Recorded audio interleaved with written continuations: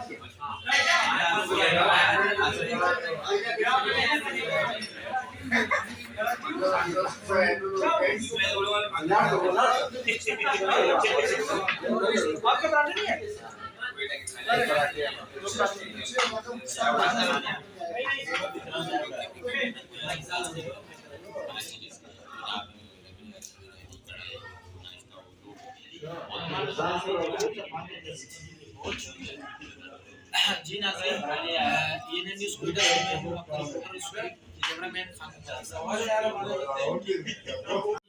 जी, यहाँ पे एक और हमारे साथ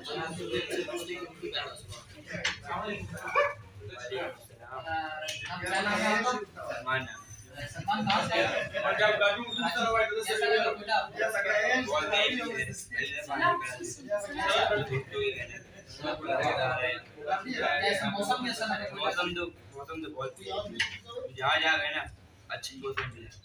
खाने कैसे लगे? खाना और बैठने की जगह दोनों VIP वाले। कोयटा के लोग कैसे?